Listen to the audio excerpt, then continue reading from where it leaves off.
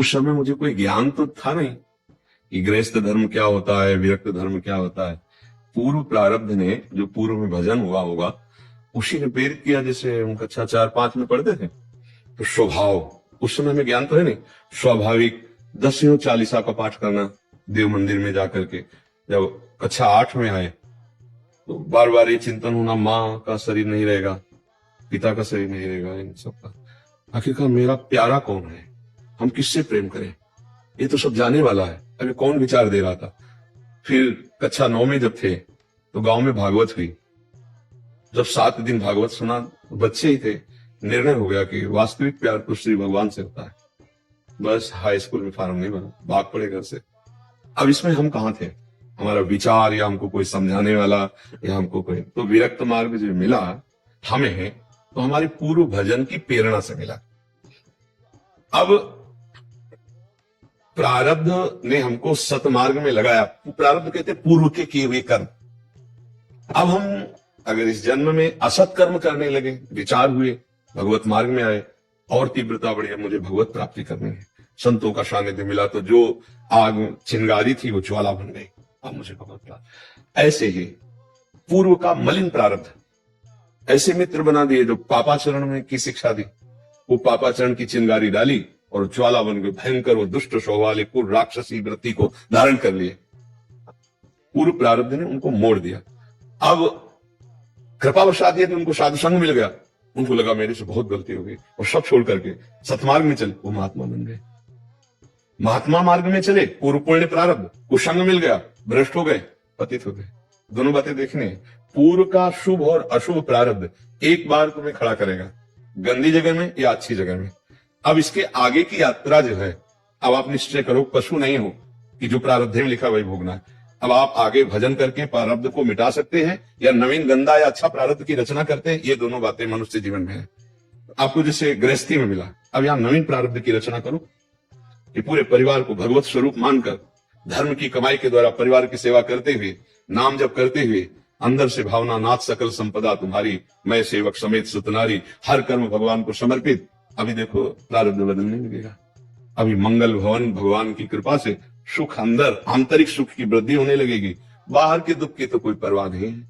बाहर का दुख कितना भी आए, अगर अंदर हृदय आनंदित है तो कोई फर्क नहीं पड़ता। और बाहर का दुख और अंदर की जलन, अशांति, फिर तो इसीलिए बावरा मनुष्य हो जाता है, जिसे कहते हैं डिप्रेशन में चला गया, पागलपन छा जाता है। वैसे पापाचरण, भयंकर हिंसा आदि दोष कर बैठता है। इसलिए हम कोई पशु नहीं कि हम केवल प्रारब्ध के अनुसार चलें। पहला था कि विरक्त और गृहस्थ क्या प्रारब्ध से होते, तो पूर्व का भजन उसको प्रेरित करता है, पूर्व का पाप कर्म उसको प्रेरित करता है, पूर्व की आसक्ति उसको प्रेरित करती है। लेकिन प्रेरणा होने के बाद चलना कितना है, अभी आपके ऊपर छूट गया। अब आप गृहस्थ में हैं तो भजन के द्वारा भगवत प्राप्ति कर सकते हैं। राधा राधा राधा, और सत्कार्य, कमाए हुए धन से परिवार की पवित्र सेवा भगवत भाव से उसे अर्पित कर देना, नाम जप करना, जो राष्ट्र सेवा, समाज सेवा, जो सेवा वो भगवत सेवा, उसको भगवान को अर्पित करना और पुनः नाम जप करना, वो भगवत प्राप्त हो जाएगा, जीवन संभाल लेगा। केवल प्रारब्ध का भोग पशु करते, मनुष्य नहीं। मनुष्य अपने भजन बल से, तप बल से प्रारब्ध को बदलता है, तभी तो भगवत प्राप्ति। हमारे भाग्य में थोड़ी लिखा था कि भगवान मिल जाएंगे, हमारे भाग्य में थोड़ी लिखा था कि हम वृंदावन आकर के ऐसे जीवन व्यतीत करेंगे। भाग्य ने मोड़ दिया हमें विरक्ति का। अब इसके बाद तुम पसंद क्या करते हो, पुनः वही पापाचरण पसंद करते हो, या पुनः तपस्या के द्वारा भगवत भजन आगे बढ़ाकर बढ़ना चाहते हो, ये आपके लिए छूट है। अब अगर आपने शास्त्र सम्मत आचरण की तो उन्नति हो जाएगी, शास्त्र विरुद्ध आचरण की तो उन्नति हो जाएगी। यही बात विरक्ति में, यही बात गृहस्थी में। आपको समझ में आ रहा है? हाँ, हम पशु नहीं है कि हमारे जो प्रारब्ध में लिखा वही भोगते चले जाएं। नहीं, हम नवीन प्रारब्ध की रचना करेंगे। तभी तो मनुष्य जन्म क्यों कहा गया, दुर्लभ हो मानुषो देहो, इससे बड़ा दुर्लभ, बड़े भाग मानुष तन पावा, सुर दुर्लभ सद ग्रंथन गावा। सुर माने देवता, देवताओं को ये दुर्लभ है, मनुष्य दे। अरे वो जब चलते हैं तो सुगंध फैल जाती है। जो स्वर्ग के देवता हैं वो जहां से निकलते हैं तो वातावरण सुगंधित हो जाता है। यहाँ से दुर्गंध, यहाँ से दुर्गंध, नीचे तो सब दुर्गंध ही के द्वार है। सो के उठो तो कीचड़, छिड़को तो नाक में, क्या दुर्गंध ही तो है। ये दुर्लभ दे है, देवताओं को दुर्लभ दे है। और लिखा सुर दुर्लभ सद ग्रंथन गावा, तो किस काम के लिए दुर्लभ है? साधन धाम मोक्ष कर द्वारा, पाई न जे पर लोक सम्हारा। जो साधना करके भगवान की प्राप्ति करते वो देवता नहीं कर सकते। एक बात खास है, साधना के द्वारा अपनी उन्नति करना, अपनी इंद्रियों को पापाचरण से बचाकर अच्छे मार्ग में लगाने के लिए मनुष्य देह मिला है। अब यदि मांस खाओगे, शराब पियोगे, व्यभिचार करोगे, दूसरे का धन अपहरण करोगे, हिंसा वृत्ति करोगे, तो आपने अपने प्रारब्ध को मिटिया मेट कर लिया। अब अगला जो आएगी ये फसल, पिछली फसल तो भोग ही रहे, अगली जो फसल आएगी मिटिया मेट कर देगी। और आपने अपनी इंद्रियों को संभाला, नाम जप किया, दूसरों को वाणी से, शरीर से, संकल्प से सुख पहुंचाया, सब में श्री भगवान है, मंगल हो गया, जीवन कृतकृत्य हो गया। ये बात समझना है।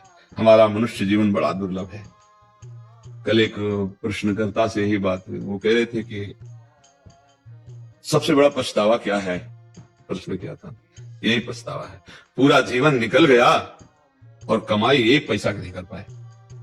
देखो, इस देश का नियम है, इसका नाम मृत्यु लोक है, अलग अलग होता है।